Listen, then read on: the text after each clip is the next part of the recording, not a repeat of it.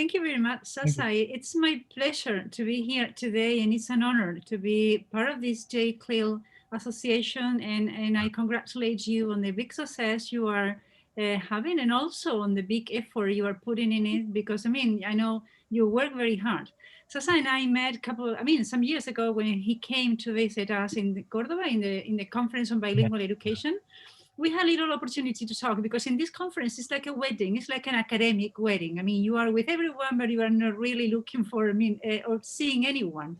So we had the opportunity of talking a little bit. Then years later, last year he was here, Yeah. and he was delivering his presentation, which was lovely.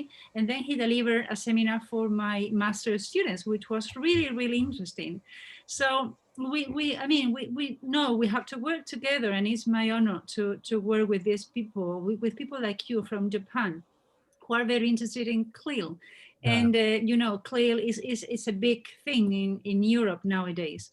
So it's my pleasure to be here today. And as Sasa said before, I'm very flexible. I mean, I will have a presentation, but in the meantime, I mean, in the middle of the presentation, I will make questions so that you can help me answer these questions, because my Yeah. interest here today is to share my thoughts with you, because I sometimes we researchers on CLIL feel a little bit stranded on these Mm. things because we are not really understood by society. And we think, at least my feeling as a university teacher is that I'm here because the society wants me to be here, or because I'm in a kind of way useful for society in a way or another. So when society does not, understand what you are doing, and you feel that, like, the press is not supporting research, and sometimes it's a little bit difficult to find another member of someone who you can talk to at the other line, at the other side of the wire, is like, there are things that are not being done properly, or things need to be improved. So the goal of this talk today is to show you, how the Spanish press is understanding bilingual education, how they think bilingual education is doing in Spain. And I will just give you examples how from the research, scientific papers that have been published, and what they say regarding the same topics. So we will have the opportunity of discussing all these things and sharing them with you. Let me share my screen if you don't mind. Yes. So let me share my screen. This is sharing. I'm Yeah. sharing. I hope you can Okay. see it. Yeah. And let me, I don't know, where is it? Oh, let me, there. Yes. Okay. Oh, that's fine. Thank you. Probably, yes, you can see it, the presentation. Here, the title of the presentation is Myths and Facts on Bilingual Education in Spain.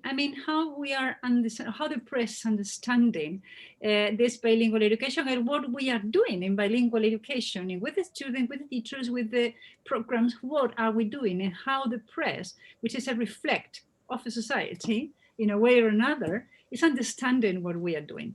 So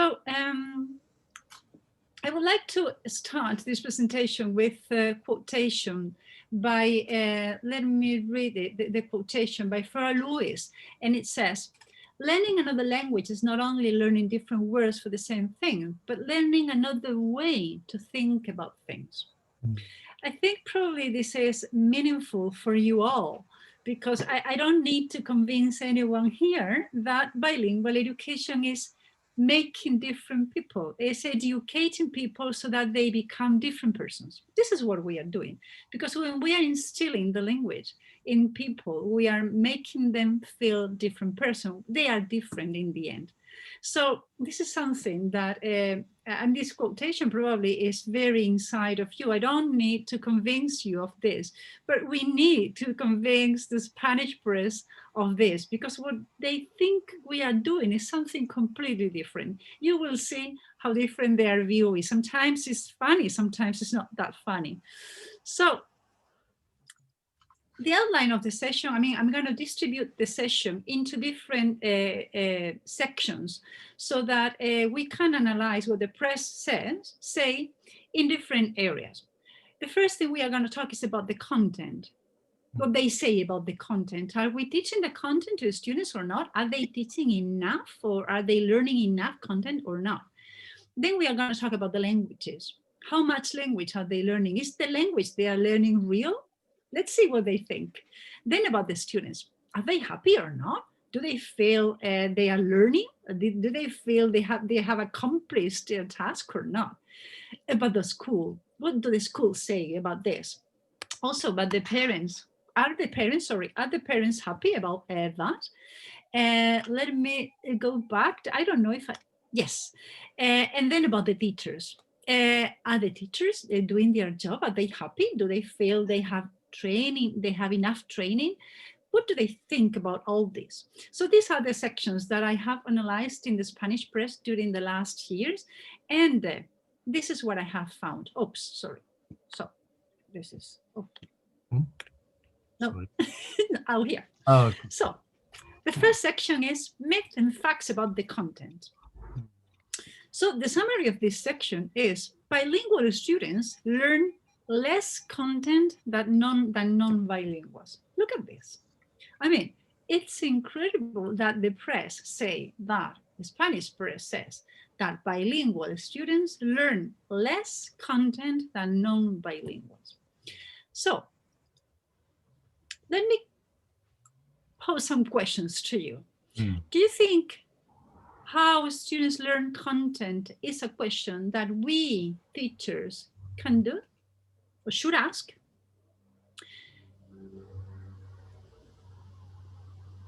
Should we ask how students learn content as teachers? Probably yes, right? We need to know about the learning process of students, the learning process. No, this is not an answer, right? No, okay. So, second question.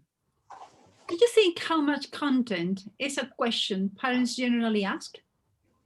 Because some parents, I mean, just come up and say, my students are not learning enough content, or my student did not learn to the past perfect last year and he should have learned it. So probably this is a question parents generally ask. Another question, if you had to choose, what would you prefer? Learning better or learning more?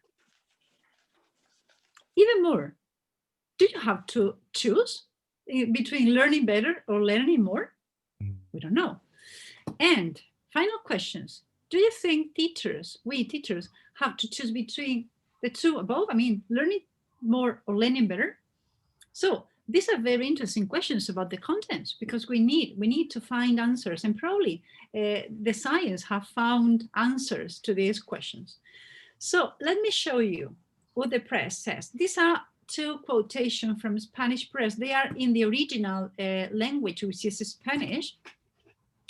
And Alan is there, and probably he can read it if you are interested. And I mean, I sent the presentation to Sasa so he can share. But if anyone is interested, please write an email to me and I will it to you immediately if you want to read it in the original language or in the translation, which I have also done to make this easier. So I have found two quotations about the content in the Spanish press, and they are from 2017 and from 2019. And this Alan can read them in Spanish, but let me go to English. Sorry, it's like this. So let me read the first quotation. It's quite, I mean, I would say rude. Look at that. It says, studying in two languages is a growing trend that has been running through the country for a decade. However, the budget cuts have broken the seams of the program, and critical voices are multiplying to denounce its negative effects. Reduction in the contents of subjects.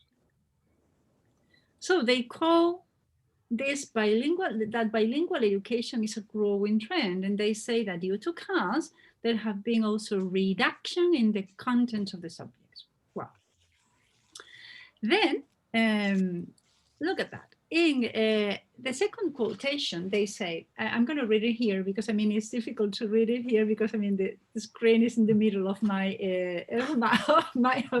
text.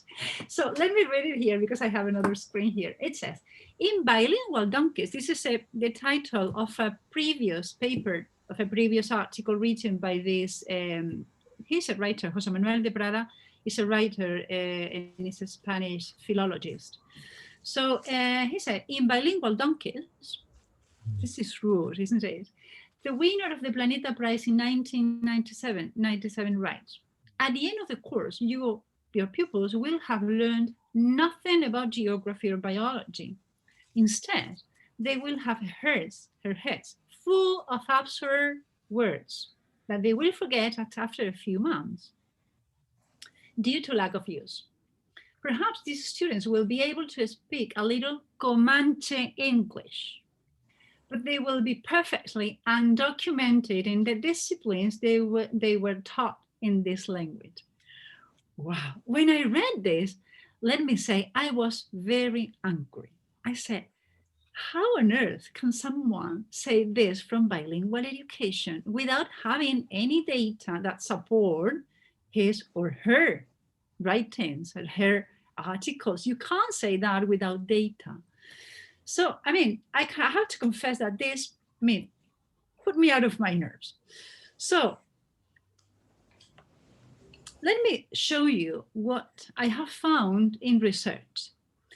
In the Agencia Andaluza de Evaluación Educativa, this is a regional agency for the evaluation of education in Andalusia.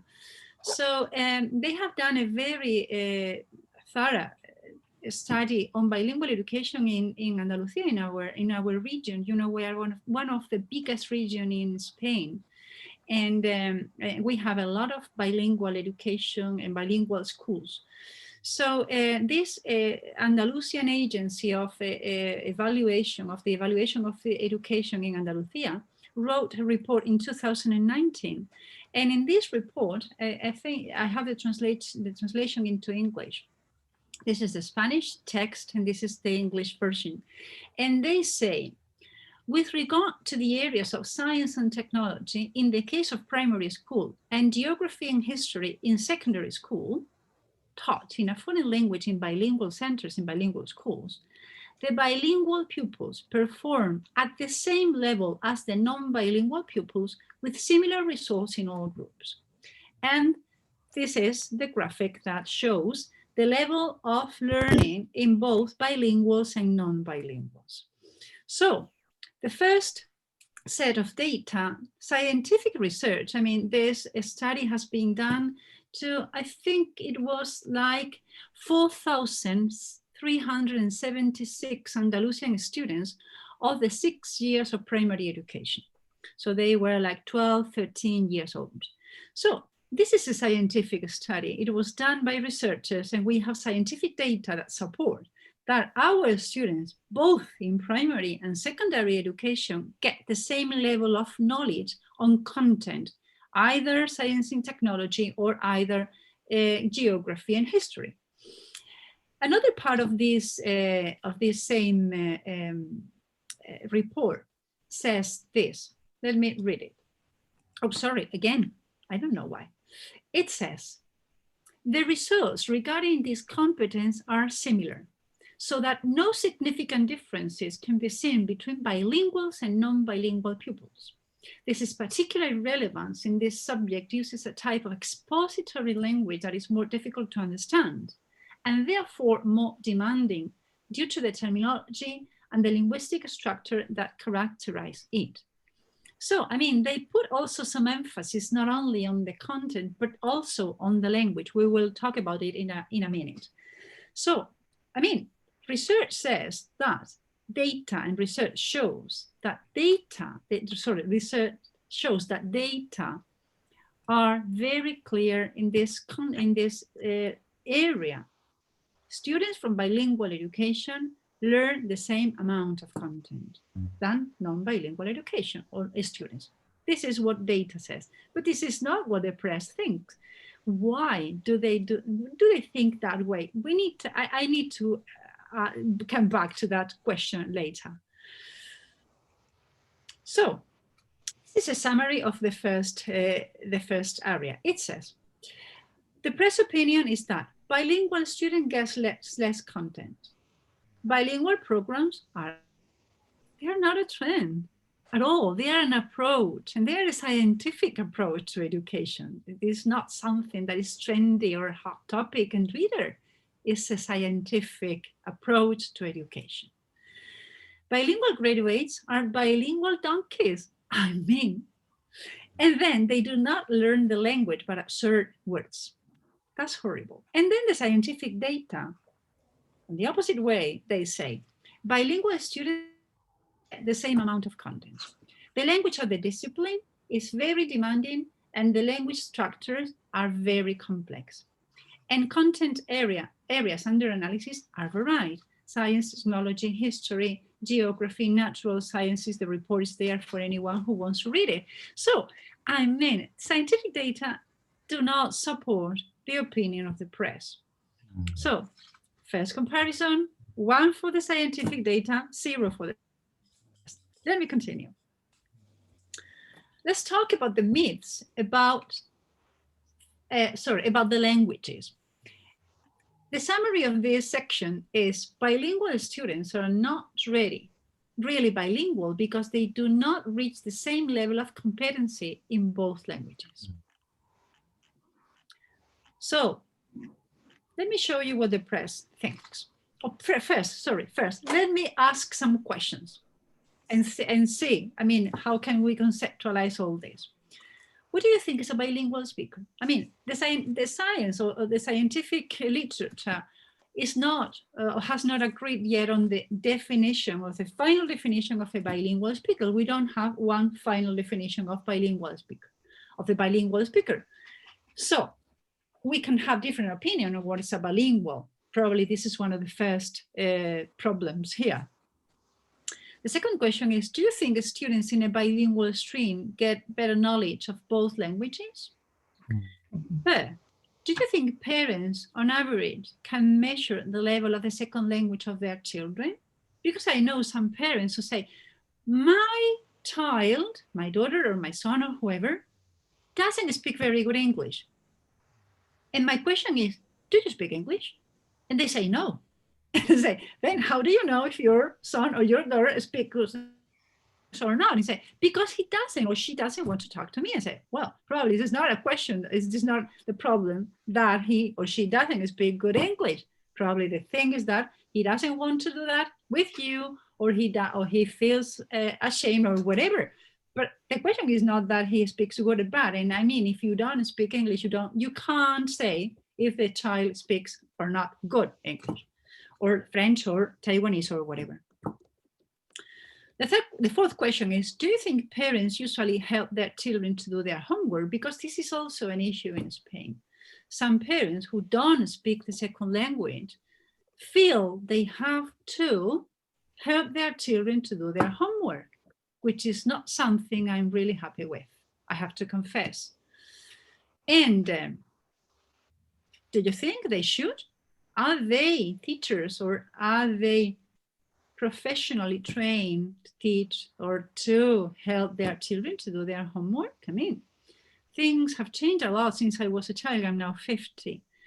And things have changed in the world a lot. In my personal history, my mom, when I was like 12 or something, she said, I don't want to help you do your homework. You can do it on your own. And if you cannot, ask the teacher.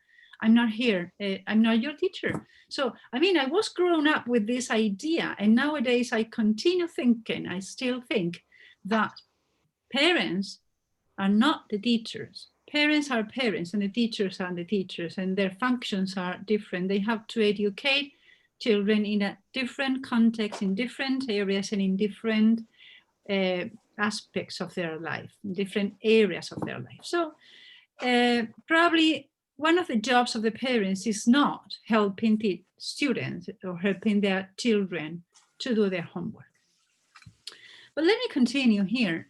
And first thing first, I have started by trying to, approach some definitions of the bilingual speaker. And I have found some of them. Look at that. The first one says, the bilingual speaker is the ownership of two languages, not as simple as having two wheels or two eyes. This is something that I'm more than sure we all agree. It's not the same having two eyes as having two languages. It's a different thing. Bloomfield, citing Bialystok, insists that a bilingual has full fluency in two languages.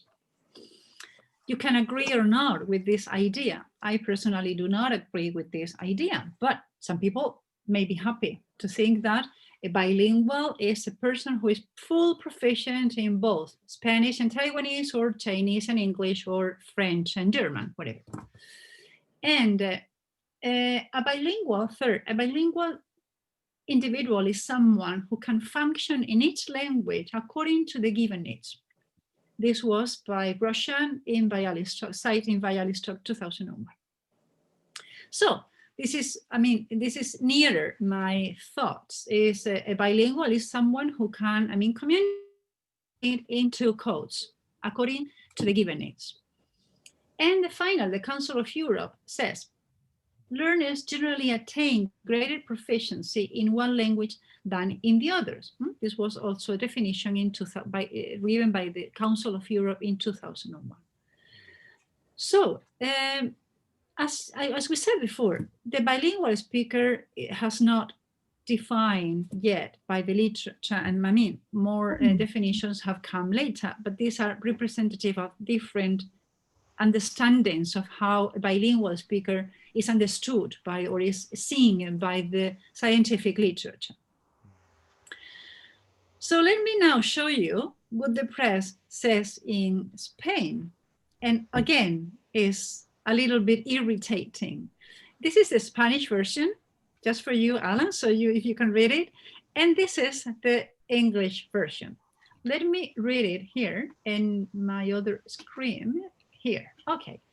And it says, the first quotation is, I found it in a blog by the Universidad Europea de Madrid. It was like quite a surprise for me, because I said, well, the Universidad Europea de Madrid, which is a university in Spain, should have a very flexible or scientific opinion about bilingual education. But what I found was something different. Look at that. It says, analyzing bilingual education and its advantages and disadvantages, we can see some negative aspects that affect children in particular. In this sense, many experts do not agree with this type of education, since it's very likely that the person will run the risk of not reaching a satisfactory level in either of the two languages in which they are being trained. Hand in hand are the cognitive problems related to language, which with a multilingual person are multiplied by as many languages as the person masters. So this is the opinion of the Universidad Europea de Madrid in 2017. I don't know if they have changed. No updating have been found after this. But then Javier Marías in El País says the following. The result is a total disaster. Neither teaching nor bilingual. Wow. Children live without knowing any English, let alone science or the subjects that have fallen under the dominion of supposed or false English. One of the most incomprehensible things is a foreign language that is badly spoken by someone who, to make matters worse, is convinced that he speaks it well. Even someone who knows the grammar, syntax, and vocabulary, and is able to read and even translate it, will only gibberish if he or she has a strong accent, pronounces it wrongly, or does not adopt the right intonation. So this was 2015, but this guy has not written anything against his opinion 5 years later. I mean, I have been tracking El País since then, and El País is a left-wing newspaper in Spain. So, I mean, they are considered progression and very modern and very flexible. So this view is very conservative, is rather strict and very, I mean, not very flexible to us to say, because the opinion is really, really, for me, is horrible. So let me go back again to the report that I found in the Agencia Andaluza de Evaluación Educativa, in the Andalusian Agency for the Evaluation of Education in Andalusia. And the report is very clear. I mean, thanks God, I found very easily that the languages we are teaching in Andalusia for bilingual students are giving success to students in their language proficiency. So look at that. Oh, sorry. I have not translated this, but let me translate it for you. Sorry for that. It's my apologies. They say bilingualism fosters the learning of a foreign language, English. Oh. This is the first slide. This slide here says bilingualism fosters the learning of a foreign language, English.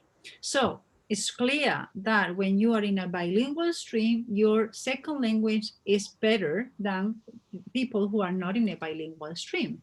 Mm-hmm. And the other one is sorry, let me change it here because I have it's the same thing.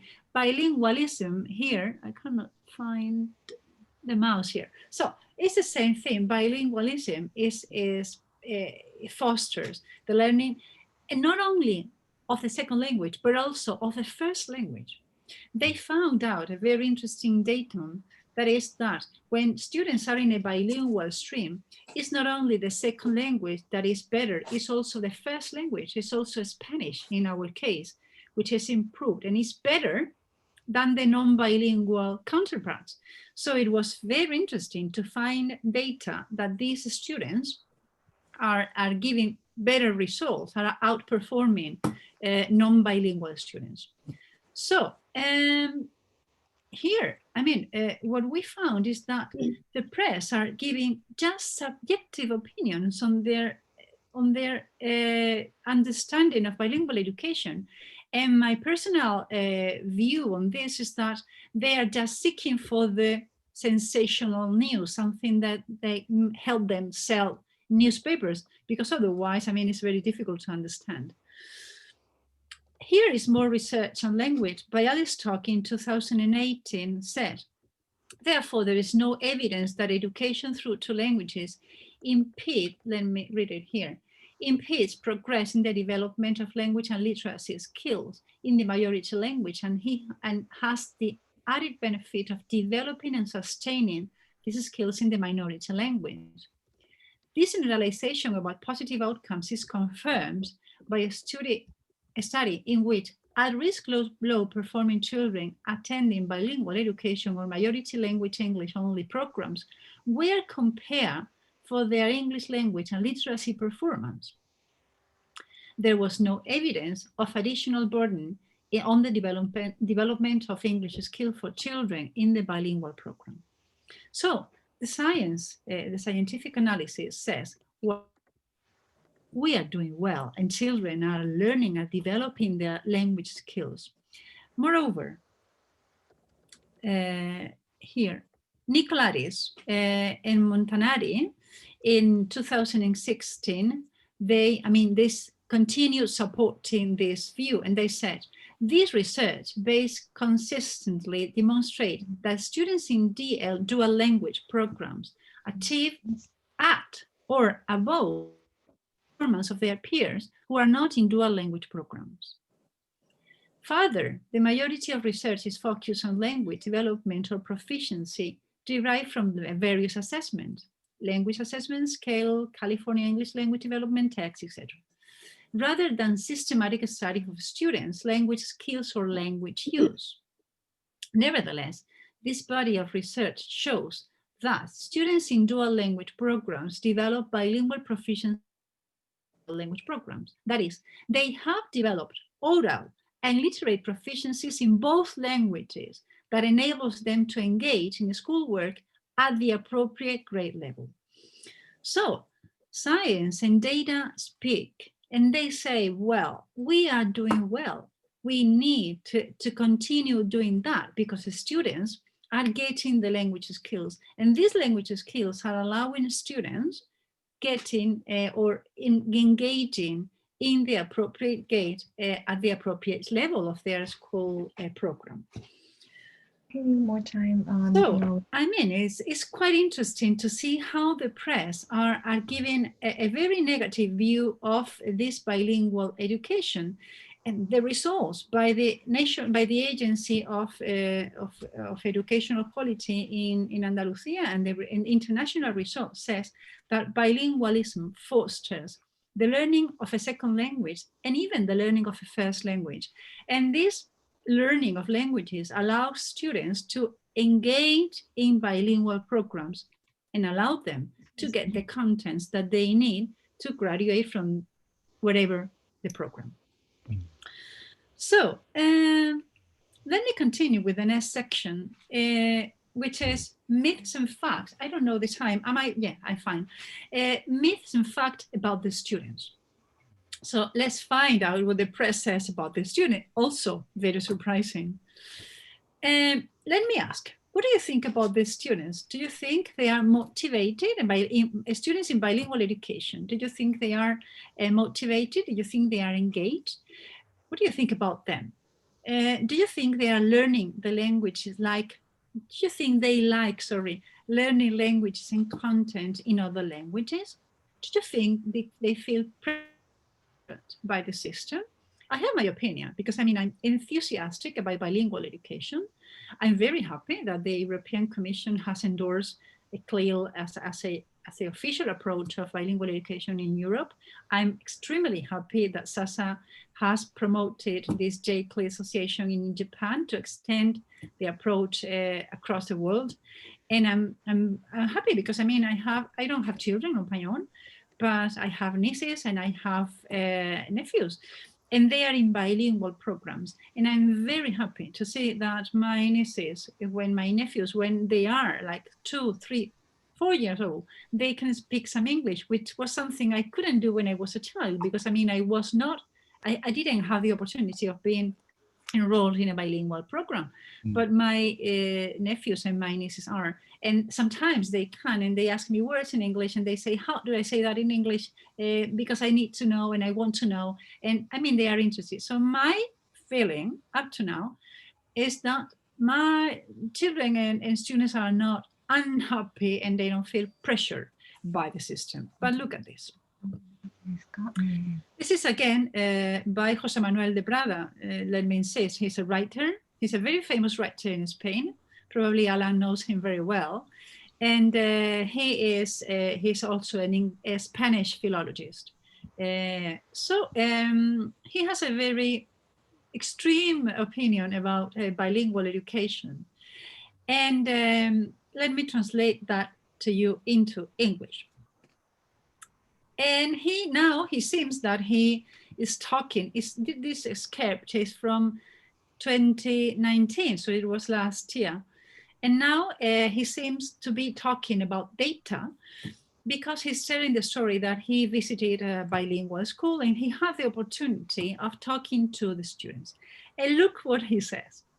He says, recently, I was invited by the teachers of a high school in Torre Pacheco to give a talk to the high school students. At some point in my speech, I allowed myself some ironies against bilingual education. And to my surprise, I came across the cheerful complicity of the kids. Then I went to lunch with the hospitable and very friendly teachers of the school. During the lunch break, the bilingualism fever came up again, and I could see that they were all against this unfortunate educational practice. I left Torre Pacheco thinking, if the kids don't like having their biology or geography explained in English, and their teachers don't like it either, who this dreadful invention. I mean, I had to confess that I burst out laughing. I said, well, and if children don't like maths and they don't like geography, and teachers are happier being at home and receiving their salary while they are cooking for their friends at home, why should we continue teaching biology or geography or maths in the school? If students don't like and teachers are better at home, we should just erase biology and maths and geography and English. Definitely also English. So it was like, I mean, few comments need to be added to this terrible quotation. But science, I mean, research, fortunately, thanks God, supports us. And in a study by Karen in English, bilingual children in early years, the summary of this study is it analyzes classroom observation and students' achievement data, work samples, staff interviews, parent questionnaires, and student self-assessment to build a rich evidence base. So in this study, I will not read it because, I mean, it's quite long. And let me insist, if you want to read the presentation, I mean, just calmly at home and just laugh about all the comments that we have found. I'm very happy and pleased to send it to you. So you can read this, but I mean, the summary of this script is that definitely children are very happy to learn languages, to learn current as a second language. And they say that they enjoy expressing themselves in another languages, and sometimes they find it as a challenge that they want to overcome, and they want to improve. So these results are very, I mean, are hopeful for all of us who devote our lives to bilingual education and to the study, to the scientific analysis of bilingual education. So, I mean, let me insist, the research, and it was in 2015, I mean, probably Jose Manuel de Prada, who wrote this horrible paper, this horrible article in the newspaper in 2019, could have read this, and probably his opinion would be different and would have avoided us to, I mean, avoided writing this terrible thing. And one more step, let me continue a little bit longer, a little bit further. And let me talk about myths and facts about the bilingual school. Bilingual schools, the press, this is the summary, says that are only for higher social education status students. SES stands for socioeconomic status, sorry for that. And a second statement is that there are not many enough bilingual schools in the world. And you will be surprised to see what I have found out. Look at this. First questions. Are bilingual schools same for all? I mean, do all we have the same opportunities of being enrolled or being graduated from a bilingual school? So students with a higher socioeconomic status have more possibilities of being in a bilingual schools than those people or those students who are from a lower socioeconomic status. Do you think bilingual schools are only for privileged students? Do you think the educational community, teachers, students, parents, feel privileged? Do you think bilingual schools are doing a good job? And would you send your child to a monolingual or to a bilingual school? My answers are very clear. I mean, I don't think bilingual schools are for privileged students. I think the community, the educational community feel privileged because やっぱり交流会とかで話がある方が多分理解はしやすいんですけど、そう難しい話じゃないんですけど、これはですね、これはその入れてるもの自体の説明書で、 I don't know if you can, I mean, just これ読まれる人はあんまないんですけど、unmute. Okay, yeah, I do that. Okay, please go. Okay, just a second.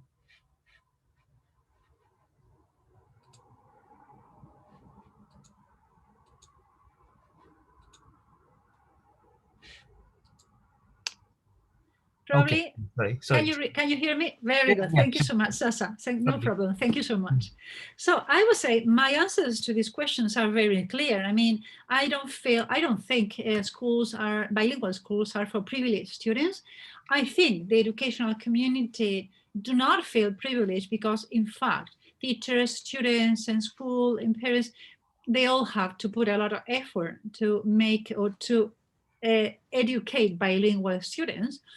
Bilingual schools, from my point of view, are doing a good job, a very good job across the world. And I definitely, if I had a child, definitely I would send him or her to a bilingual, not to a monolingual schools, because as Grosjean said in 1997, nowadays there are few monolinguals in the world. Many people are bilingual, if not all of us. So, I don't know. Okay.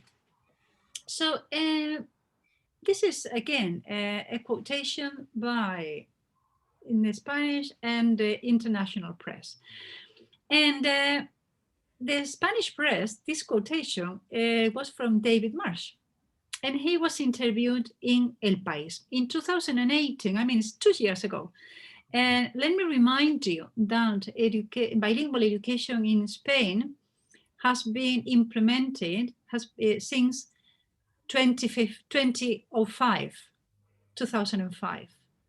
So it's like 13 years later, after the implementation of the first bilingual schools in Spain, that David Marsh said this. Let me translate this to you. And he says, in most countries, bilingual schools are located in privileged areas where students come from high-income families and travel abroad. Well, I don't know exactly to which countries he's referring to. I don't know, but definitely in Spain, this is not the case. And in the second quotation, this is not from Spain, this is from the US, but this is from Catherine Snow in Harvard University. It says, in the US, student population afflicted with some peculiar block is, sorry. I mean, my sight is not very good, so I'm reading from far. Sometimes I have difficulty in reading, so my apologies for this. So let me read again, and it says, is the US student population afflicted with some peculiar block to foreign language learning? I would argue that we as Americans do have a block to successful foreign language learning, our deeply unrealistic expectation about how it works. Look at this. Can a few years of experience in middle school or high school classrooms, experience that likely adds up or less than 600 total hours of instruction, generate excellence in another language? Frankly, no. At least not for most students. So this opinion that schools are for privileged students and that they are not doing a very good job is probably not only in Spain, but also in other countries.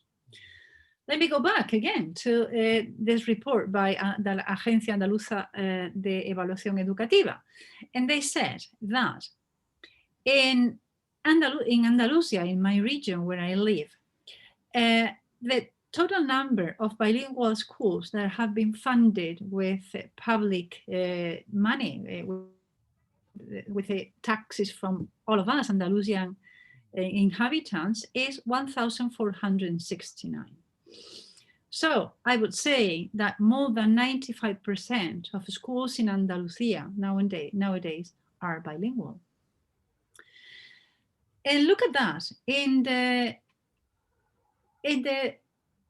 Another research, another paper by Elot and Cavalli published in 2017, 1 year before the statement by David Marsh.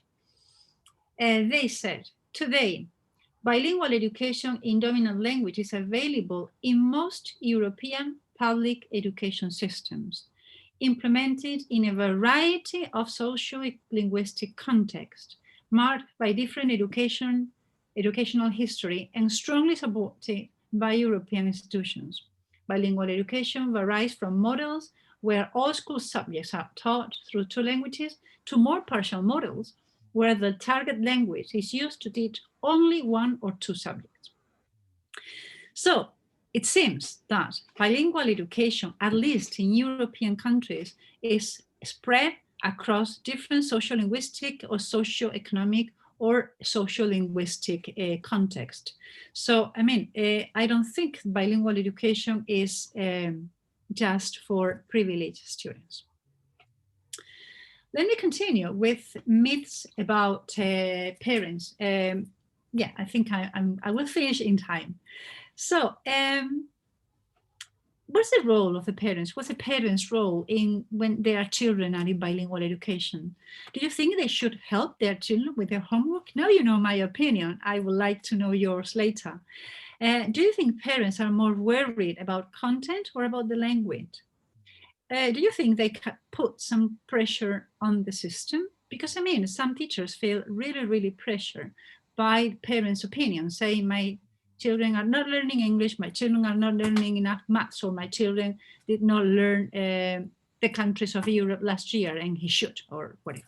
So my opinion, because I have talked to many teachers and I interview teachers regularly, because I mean, I'm devoting my life to research on bilingual education, they declare that parents are putting much pressure on the system. And because I mean, the law in Spain gives them a lot of power. They are represented in parents associations, which are part of the school system. And sometimes schools cannot take a decision if this decision has not been previously approved by the APAs, or parents associations. So look at this. I found 2 quotations, one from 2015 and another one from 2017.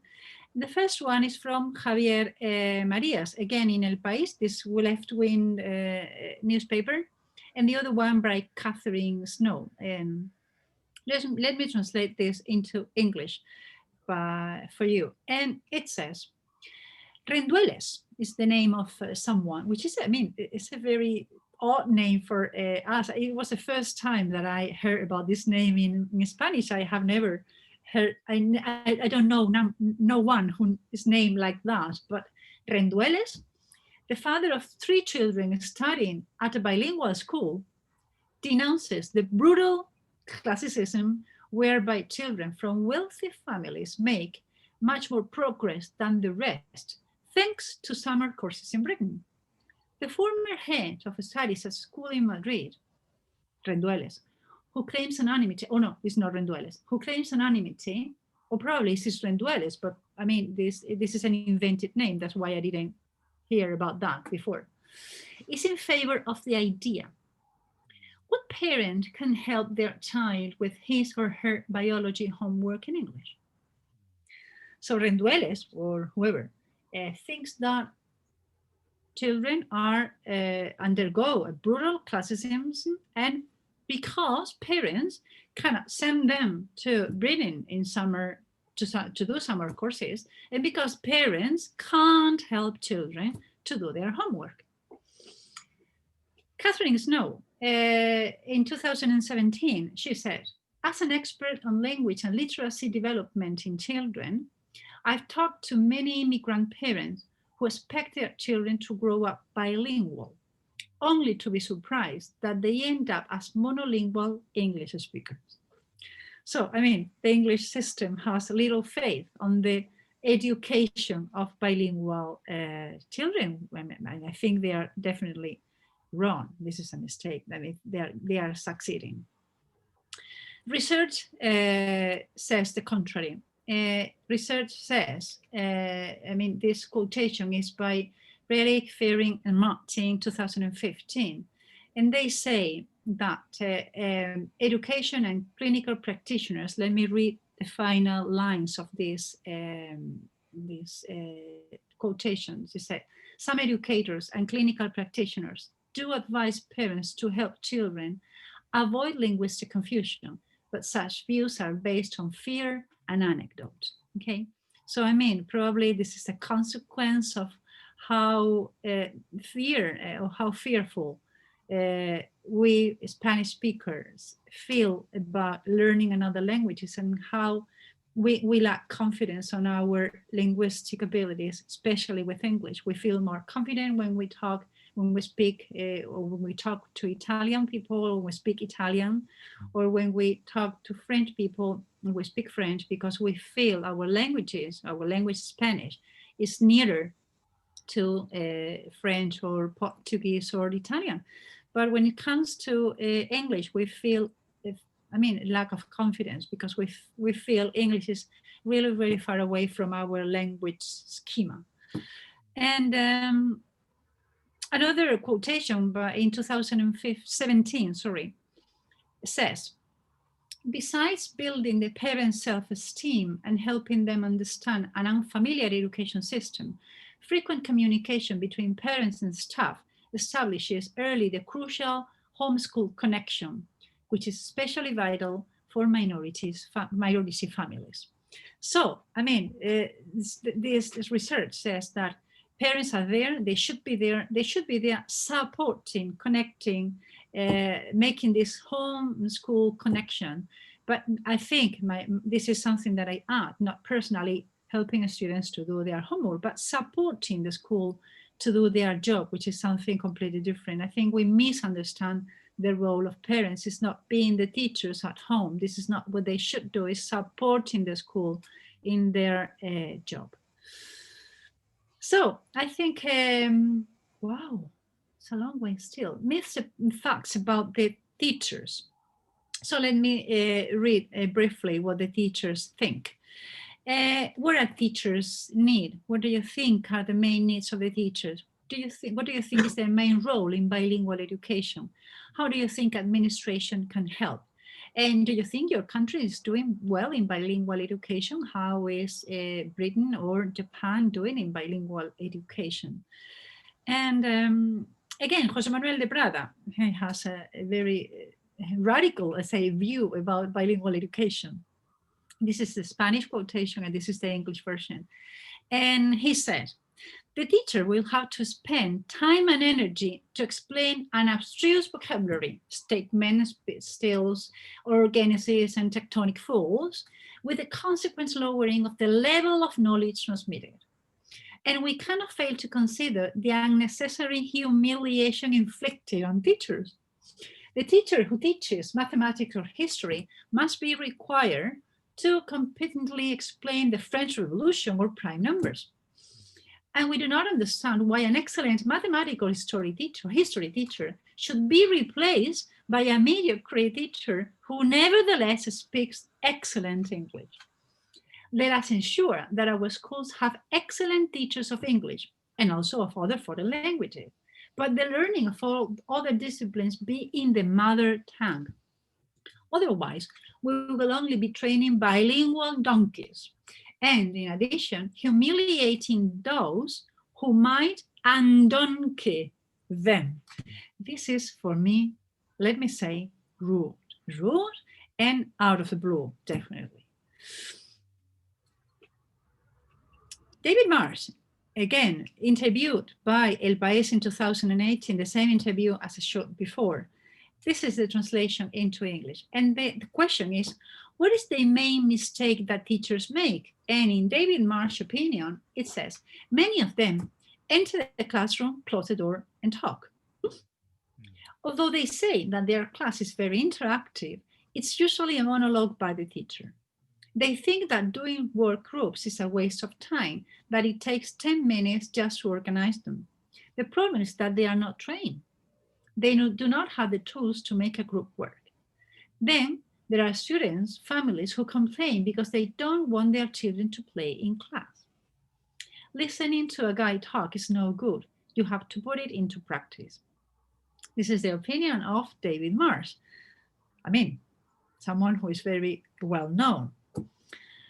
So, moreover, in 2017, another guy called Javier Martín Arroyo in El País, also said something similar, that even in communities with a high investment per student, such as Castilla y León, teachers complain of shortages. The universities of Valladolid, Salamanca, and Cambridge have evaluated the program in 33 centers with 1,236 students. Their experts highlight how the management teams and teachers consulted perceive the scarcity or poor availability of resources as one of the greatest difficulties. Lack of economic support from the administration and the greater workload involved in bilingual teaching. At the same time, the teachers call for guideline instructions to standardize criteria and procedures.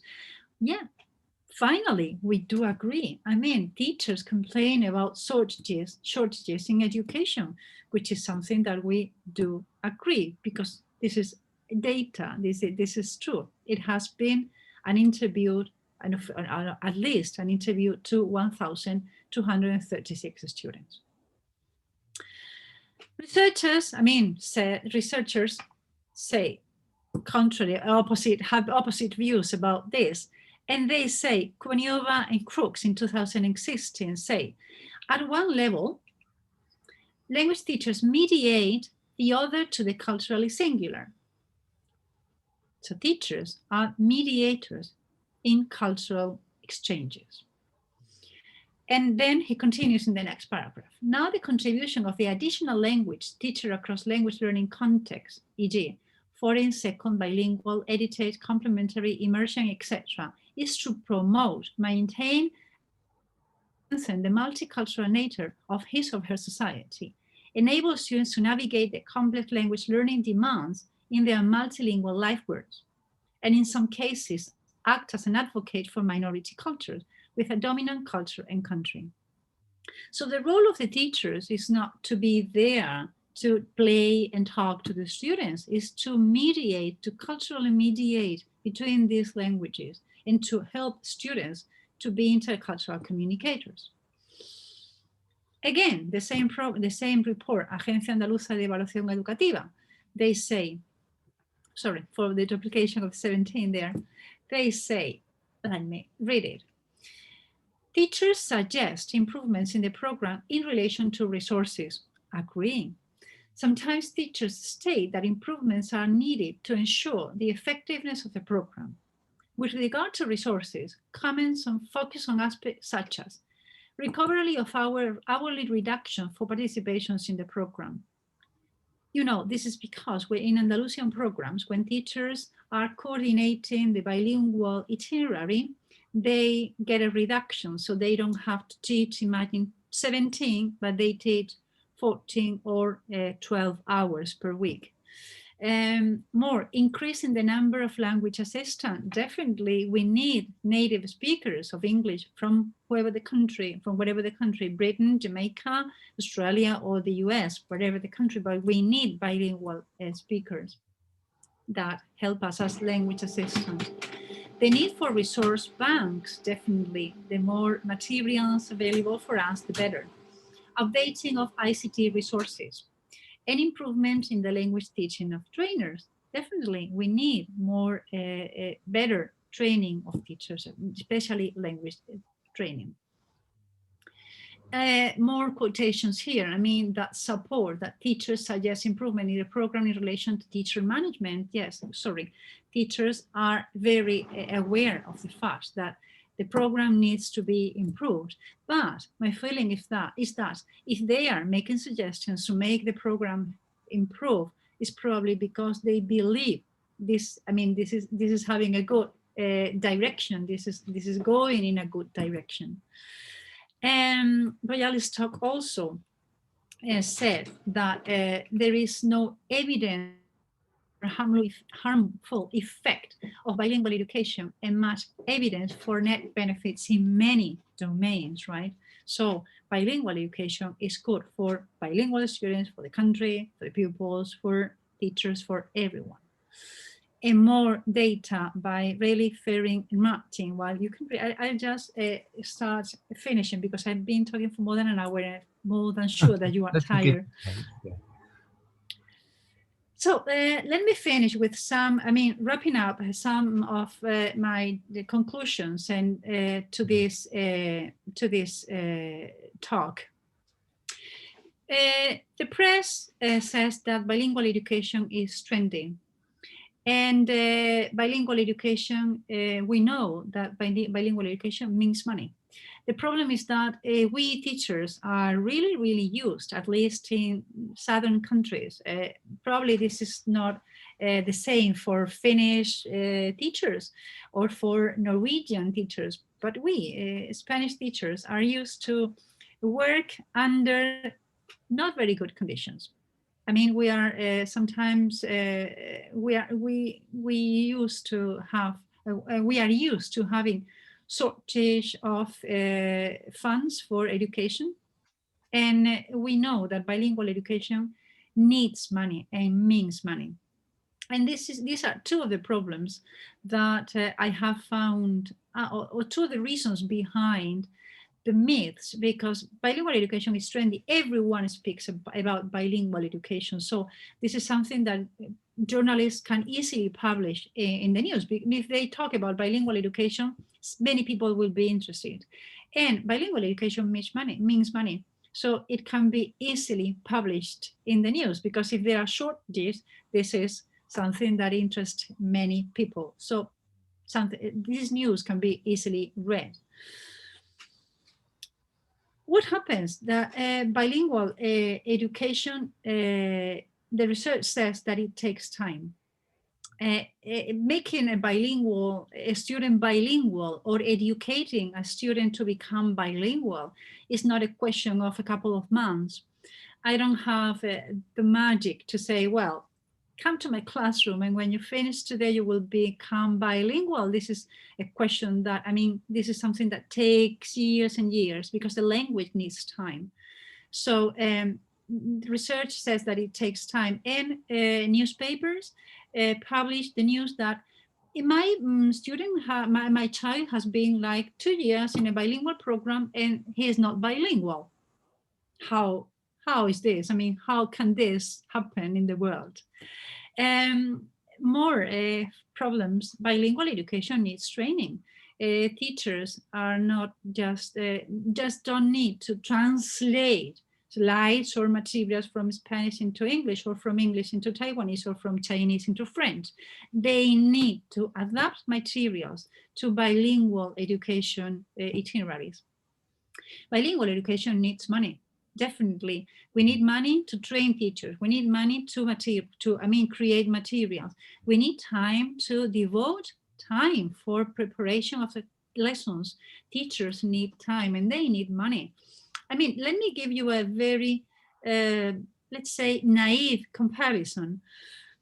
When we in Andalusia implemented, or when the government implemented what they call the ICT plan, it was a question of money. And we all understood that schools needed money to buy computers and rooms for the computers and personnel technicians, to install and update the resources, the computers and everything that were in the schools. I mean, computers and iPads and Wi-Fi's and etc. So we all understood that ICT and the ICT plan, there's an official ICT plan in Andalusia, and we all understood that it needed money.